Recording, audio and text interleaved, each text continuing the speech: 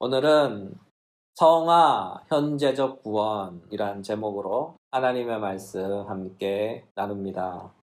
빌립보서 2장 12절에 보면 이런 말씀이 있어요. 나의 사랑하는 자들아, 너희가 나 있을 때뿐 아니라 더욱 지금 나 없을 때에도 항상 복종하여 두렵고 떨림으로 너희 구원을 이루라. 이 구절을 읽고 우리는 이런 생각들을 해요. 우리는 아직 완전한 구원을 받지 못했구나.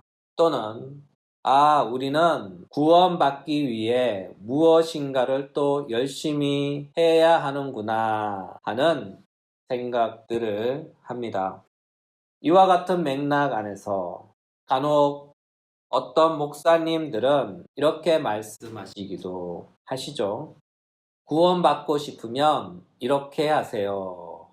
바꿔 말하면 행위구원론, 다시 말해 구원받기 위한 신자의 노력들을 요구합니다. 이런 생각과 이런 주장들이 과연 맞을까요? 틀릴까요? 여러분은 어떻게 생각하십니까? 정답은요, 틀렸습니다. 왜냐하면 우리의 노력과 행위로는 절대로 구원받을 수 없기 때문이죠.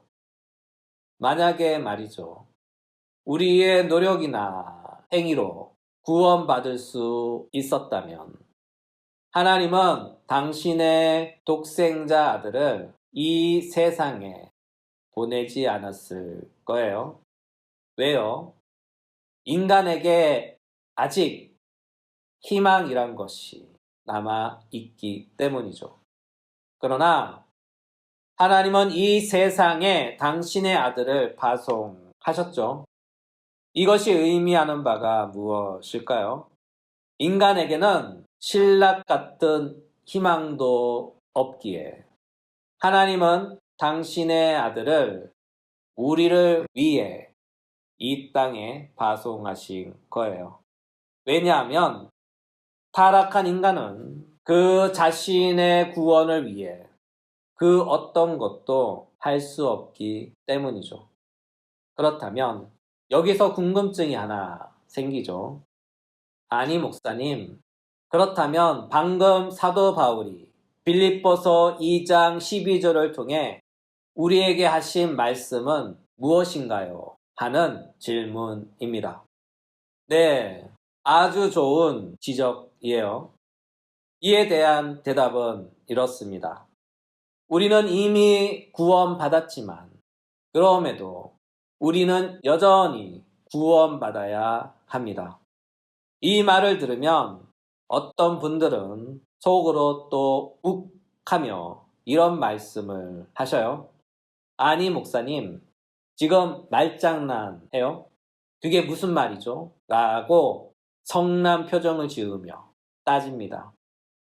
네, 이제 그 이야기를 하고자 하오니 잠시 분개한 마음은 진정하시고 차분하게 귀를 열고 경청해 주셨으면 좋겠습니다. 우리가 받은 구원은 단 하나이지만 이 단 하나의 구원 안에는 다양한 양상이 있다는 것을 아셔야 해요. 바꿔 말하자면 구원은 단 하나이며 단회적인 사건입니다. 이와 같은 이유로 우리가 받은 구원은 완전한 구원이며 또는 불량품이 아닌 완벽한 구원 그 자체입니다. 또한 하나님이 베푸신 구원은 철회하시거나 취소하시거나 반품하시지도 않습니다. 왜냐하면 우리가 믿는 하나님은 완전하신 분이시며 실수가 없으신 분이시며 약속에 있어 신실하신 분이시기 때문이죠. 이와 같은 까닭에 한 점의 오점도 한 점의 실수도 한 점의 실수도 용납하지 않는 완전하고 완벽한 하나님께서 영원 전부터 계획하셨고 작정하셨고 예정하신 구원을 실패로 불완전함으로 끝나도록 내버려 두시지 않으신다는 거예요. 사실이 이와 같기에 사도 바울은 이렇게 말씀하신 거예요. 모든 것이 합력하여 선을 이룬다. 로마서 8장 27절. 우리가 알거니와 하나님을 사랑하는 자 곧 그의 뜻대로 부르심을 입은 자들에게는 모든 것이 합력하여 선을 이루느니라. 특히 이 구절에서 선이 바로 우리가 받은 구원을 가리킵니다. 바꿔 말하자면 하나님은 우리에게 베푸신 구원이 실패로 끝나지 않도록 그 구원을 항상 늘 살피시고 이끄시고 마침내 완성되게 하십니다. 누가 완성하시는 걸까요? 정답은 하나님께서 완성하십니다. 다시 말해 구원은 우리가 완성하는 것이 아니에요. 구원은 하나님이 완성하시는 거예요. 이와 같은 이유로 우리가 받은 구원은 절대로 실패로 끝나지 않습니다. 왜요? 하나님께서 당신의 전능함으로 구원을 이루시며 이루실 것이기 때문이죠. 그러나 그럼에도 불구하고 우리가 받은 구원은 단 하나이며 단회적 사건이지만 이 안에는 크게 세 가지 양상이 있다는 거예요. 그것이 무엇일까요? 그것은 바로 과거적 양상, 현재적 양상, 그리고 미래적 양상입니다. 이것을 기독교 전문 용어로 한원하여 표현하면 이렇습니다. 구원의 과거적 양상인 칭의가 있고 구원의 현재적 양상인 성화가 있으며 구원의 미래적 양상인 영화가 있습니다. 다시 말해 칭의, 성화, 영화는 단 하나의 구원 안에 있는 세 가지 다양한 현상들이에요. 칭의적인 관점에서 우리의 구원을 진술한다면 이렇습니다.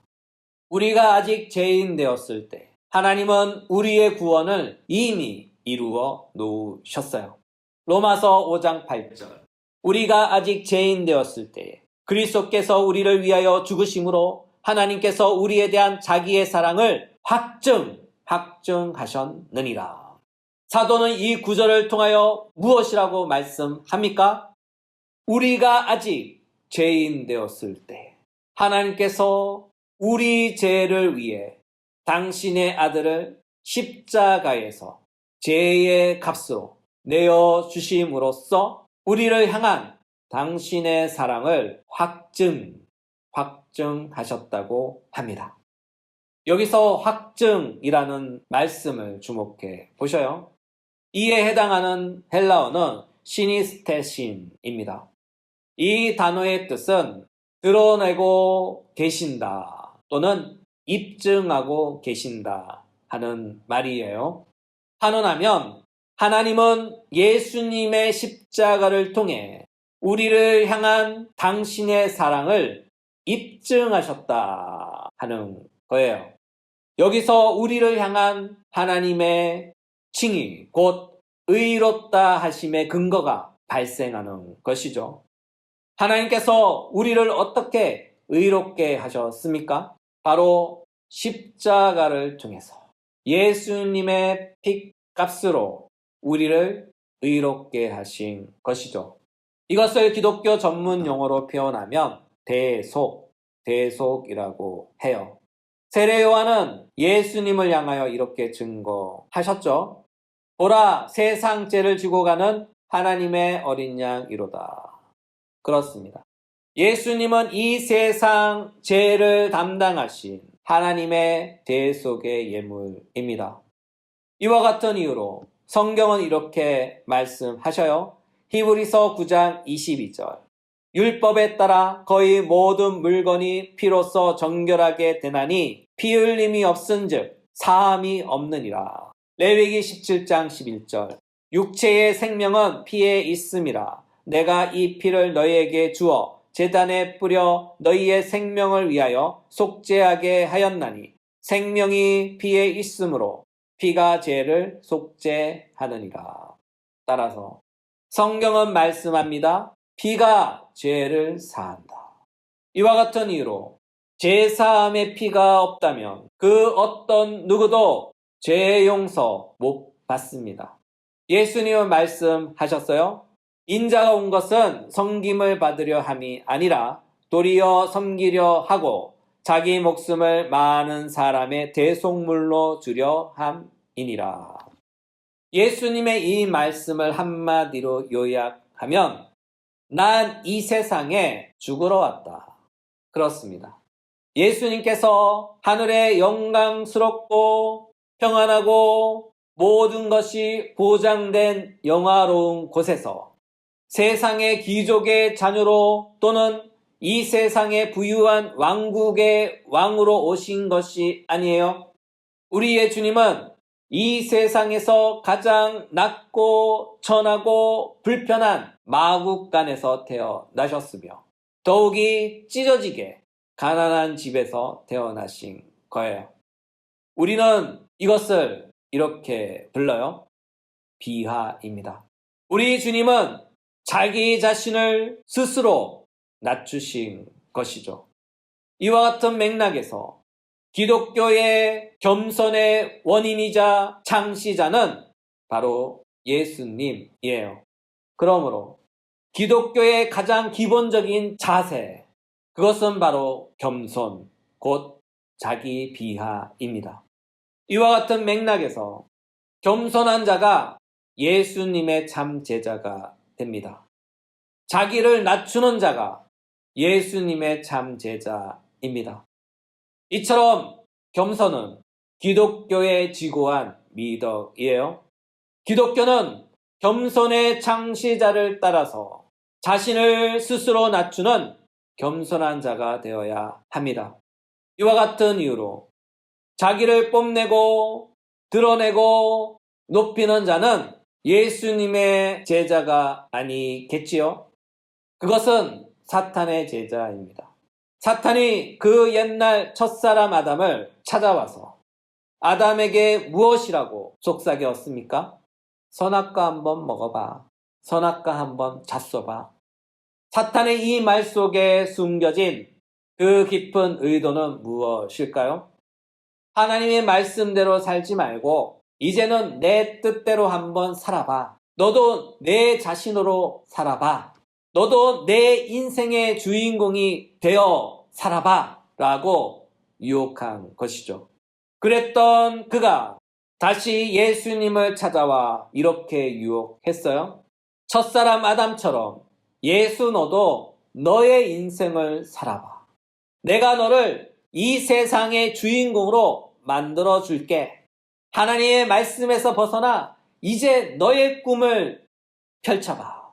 라고 유혹한 거예요. 그러나 우리의 주님이신 예수님은 사탄의 이 달콤한 유혹 앞에서 어떻게 했을까요? 마태복음 4장 10절. 이에 예수께서 말씀하시되 사탄아 물러가라. 기록되었으되 주 너의 하나님께 경배하고 다만 그를 섬기라 하였느니라. 그렇습니다. 예수님은 겸손함으로 사탄의 유혹을 물리치셨어요. 그렇다면 예수님의 제자인 우리 또한 어떻게 해야 할까요? 예수님처럼 겸손함으로 사탄의 유혹을 물리쳐야 합니다. 따라서 겸손은 예수님의 제자됨의 표지입니다. 겸손한 자가 사탄의 유혹으로부터 승리합니다. 겸손한 자가 이 세상을 이깁니다. 겸손한 자가 믿음의 승리를 쟁취할 것입니다. 이와 같은 까닭에 사도 바울은 이렇게 말씀하셨어요. 고린도전서 15장 55절 58절. 사망아 너의 승리가 어디 있느냐? 사망아 내가 쏘는 것이 어디 있느냐? 사망이 쏘는 것은 죄요, 죄의 권능은 율법이라 우리 주 예수 그리스도로 말미암아 우리에게 승리를 주시는 하나님께 감사하노니 그러므로 내 사랑하는 형제들아 견실하며 흔들리지 말고 항상 주의 일에 더욱 힘쓰는 자들이 되라. 이는 너희 수고가 주 안에서 헛되지 않은 줄 알미라.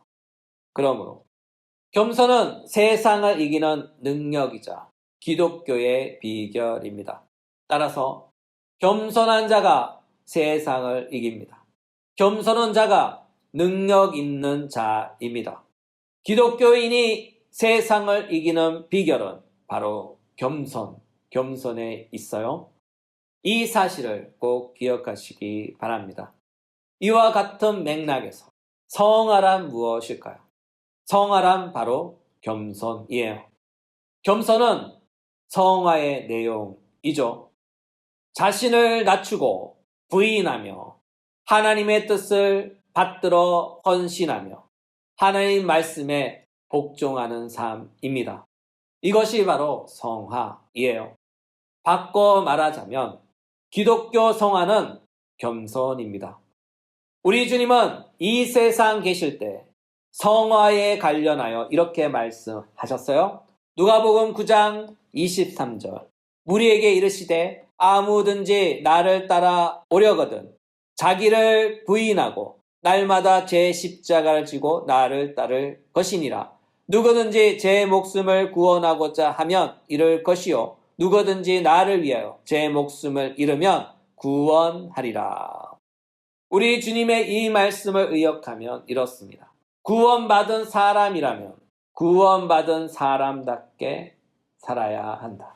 사도는 이것을 빌립보서에서 이렇게 표현했어요. 빌립보서 1장 27절 28절 오직 너희는 그리스도의 복음에 합당하게 생활하라. 이는 너희가 한 마음으로 사서 한 뜻으로 복음의 신앙을 위하여 협력하는 것 이것이 너희에게는 구원의 증거니 이는 하나님께로부터 난 것이니라. 이와 동일한 말씀은 에베소서 4장 1절 골로새서 1장 10절 12절 요한 3서 1장 6절에 있습니다. 이 모든 말씀들이 무엇을 강조합니까? 구원받은 사람으로서 복음에 합당한 생활을 강조합니다. 다시 말해 복음으로 구원받은 사람은 그의 구원을 복음의 생활로서 그의 구원을 나타내 입증하라 하는 말씀이에요. 바꿔 말하자면 구원받은 사람이면 구원에 합당한 생활을 하라 하는 우리 주님의 말씀이죠. 그렇습니다. 성화란 바로 이런 거예요. 복음에 합당한 기독교인의 생활. 복음에 합당한 기독교인의 생활입니다. 이것이 바로 거룩이며 이것이 바로 성화입니다. 이와 같은 맥락에서 거룩은 무엇이며 성화는 또 무엇인가 라고 질문한다면 우리의 대답은 이것입니다. 거룩은 구별된 삶이며 성화는 성별된 삶입니다. 무엇으로부터요? 세상으로부터, 시대 정신으로부터입니다. 사도는 구원받기 전 우리의 상태에 관하여 이렇게 말씀하셨어요. 그때 너희는 그 가운데서 행하여 이 세상 풍조를 따르고 공중의 권세 잡은 자를 따랐으니 곧 지금 불순종의 아들들 가운데서 역사하는 영이니라. 그렇습니다. 우리는 구원받기 전에는 이 세상의 풍조, 다시 말해 이 세상의 유행과 시대의 정신을 따라 사조를 따라 그렇게 휩쓸려 살았어요. 그러나 우리는 복음으로 말미암아 구원받았죠. 우리가 복음을 통하여 구원받았다는 것을 다르게 표현하면 이렇습니다. 우리는 이 세상의 유행과 이 세상의 시대 정신으로부터 또는 이 세상의 사조로부터 구원받은 거예요. 그렇다면 이 세상 유행과 시대 정신으로부터 또는 사조로부터 구원받은 기독교인들은 앞으로 이 세상을 어떻게 살아가야 할까요? 바로 거룩한 삶, 성화된 삶으로 살아가야 합니다. 이와 같은 까닭에 성경은 말씀하시죠. 레위기서 11장 45절. 나는 너희의 하나님이 되려고 너희를 애굽 땅에서 인도하여 낸 여호와라. 내가 거룩하니 너희도 거룩할지어다. 디모데전서 4장 7절 8절. 망령되고 허탄한 신화를 버리고 경건에 이르도록 내 자신을 연단하라. 육체의 연단은 약간의 유익이 있으나 경건은 범사에 유익하니 금생과 내생의 약속이 있느니라. 이것을 에베소서의 버전으로 표현하면 이렇습니다. 복음에 합당한 생활을 하라. 복음에 합당한 생활을 하라. 또한 이것을 성화의 관점에서 진술하면 이렇습니다. 하나님의 백성은 하나님의 백성답게 살아라. 구원받은 사람이라면 구원받은 사람답게 살아라. 또한 사도 바울식 표현은 이렇습니다. 복음에 합당한 생활을 하라. 오늘의 말씀을 마무리합니다. 오늘은 성화에 관하여 말씀을 나누었죠. 우리가 함께 나눈 설교 주제인 성화를 지금까지 우리가 알던 개념과는 조금 다른 방식으로 접근해 진술했습니다. 신학적 개념이 아닌 실천적 개념으로 말이죠. 실전적 관점에서 성화는 바로 구원의 현재적 상태이에요. 구원의 과거적 상태인 칭의는 구원의 원리, 곧 영적인 원리이라면 구원의 현재적 상태인 성화는 바로 구원의 열매, 곧 영적인 원리의 열매들이에요. 우리 주님은 이 땅에 계실 때 이런 말씀을 하셨죠. 그들의 열매로 그들을 알지니 가시나무에서 포도를 또는 엉겅퀴에서 무화과를 따겠느냐.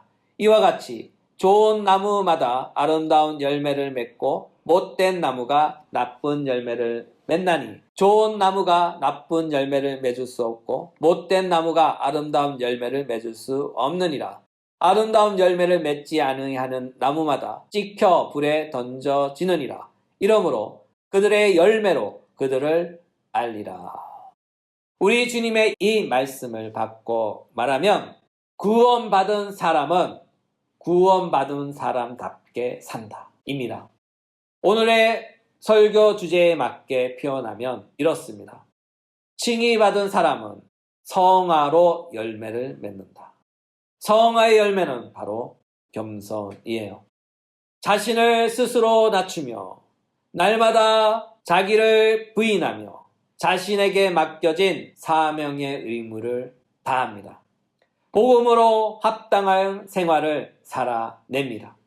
그런 사람이 바로 구원받은 사람이며 그런 사람이 바로 칭의받은 사람이며 그런 사람이 바로 현재적 구원을 이루어 나가는 사람이에요. 그러므로 여러분에게 묻겠습니다. 구원받았습니까? 그렇다면 구원받은 사람답게 칭의의 열매인 성화의 열매를 맺어 갑시다.